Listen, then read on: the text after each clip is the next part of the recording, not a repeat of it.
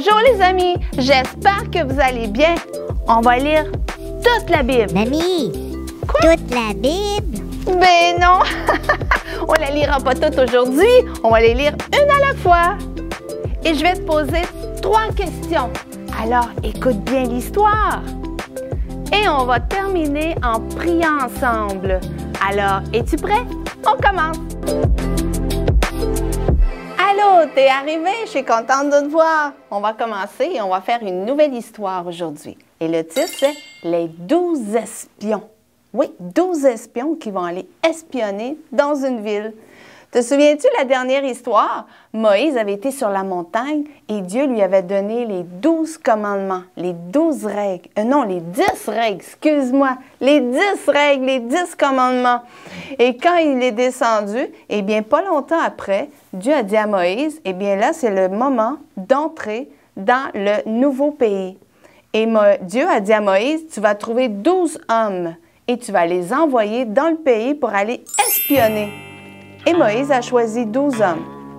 Alors, les 12 hommes sont partis avec leur pack-sac sur le dos et ils sont partis dans la ville qui était juste à côté. C'était le pays où ce que Dieu voulait leur donner. Et quand ils sont entrés dans la ville, eh bien, je crois qu'ils sont partis peut-être 2 par 2 et ils ont été un peu partout dans la ville pour aller visiter. Ils sont allés voir comment était la ville.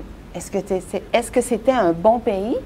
Est-ce qu'il y avait de la bonne eau, de la belle eau dans les rivières? Est-ce qu'il y avait c'était de la bonne terre pour faire pousser des fruits et des légumes? Ils étaient allés voir comment c'était dans ce beau pays-là. Et après plusieurs jours, ils sont revenus vers Moïse, vers le peuple. Et là, ils ont commencé à expliquer comment c'était dans le pays. Moïse a dit, racontez-nous, qu'est-ce que vous avez vu? Et là, il y en a 10 sur 12 qui ont dit, ah oui, c'est un beau pays, c'est quand même bien, on a vu des gros fruits, des gros légumes, c'est vraiment un bon pays, mais, il y a des géants! Oh, il y a des géants! Est-ce que tu sais c'est quoi un géant?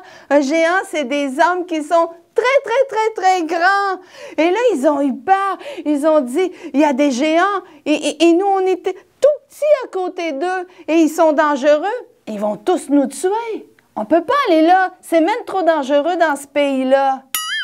Et là, les 2 autres qui s'appellent Josué et Caleb, eux ont dit, écoutez, c'est vrai que dans le pays, c'est vraiment un beau pays. Il y a des gros fruits, des gros légumes. C'est de la bonne terre pour semer. Et l'eau dans les rivières, elle est super belle. C'est très grand. Il y a de la place pour tout le peuple. Et c'est vrai qu'il y a des géants, mais Dieu nous a dit qu'il nous donnerait ce pays. Donc, il va prendre soin de nous, il va nous protéger et il va nous aider pour entrer dans ce pays. Alors, Josué et Caleb, c'est ce qu'ils croyaient. Ils croyaient en Dieu. Ils avaient confiance en Dieu. Et les 10 autres ont dit, non, c'est trop dangereux, il y a des géants, ils vont tous nous tuer. Et là, le peuple a commencé à avoir peur. Et le peuple a commencé à chialer. Ils ont commencé à chialer contre Moïse, contre les 2 espions qui disaient que le pays était beau. Ils ont commencé à chialer contre Dieu et ils ne voulaient plus entrer dans ce beau pays que Dieu voulait leur donner. Ils avaient marché au travers de tout le désert pour venir habiter ce beau pays et ils ne voulaient plus entrer.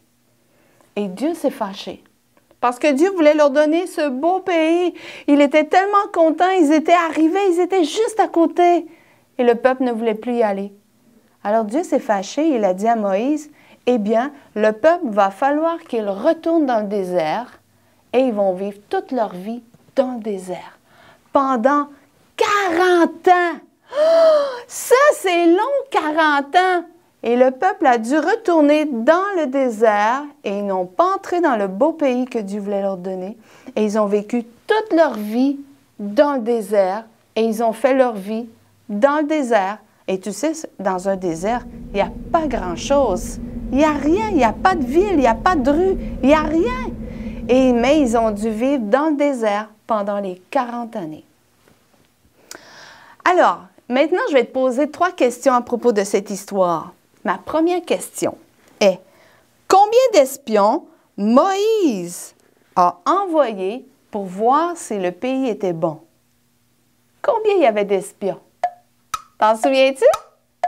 Il y en avait 12. Bravo! 12 espions qui sont allés visiter le pays. Deuxième question. Quels sont les noms des 2 hommes qui ont dit que le pays était très beau et que Dieu nous protégerait et qui nous donnerait ce pays? Les 2 hommes qui avaient confiance en Dieu. Quels sont leurs noms? T'en souviens-tu? Ils s'appelaient Josué et Caleb. Bravo! En tout cas, c'est ta réussite, t'es vraiment bon. Maintenant, ma 3e question. Pendant combien d'années le peuple a dû aller vivre dans le désert? Ils ont vécu là très longtemps, toute leur vie. Pendant combien de temps? Pendant 40 ans. Bravo! On a réussi. Maintenant, on va aller à la prière. Tu sais, Dieu les a retournés dans le désert parce qu'ils ont chialé contre Dieu, contre Moïse. Ils ne voulaient plus aller dans le beau pays que Dieu voulait leur donner. Ils n'avaient pas confiance en Dieu. Et tu sais, peut-être que parfois, maman et papa te disent non pour des choses. Dieu ici voulait, c'était oui, Dieu voulait qu'ils aillent là. Et le peuple n'a pas voulu, il a chialé.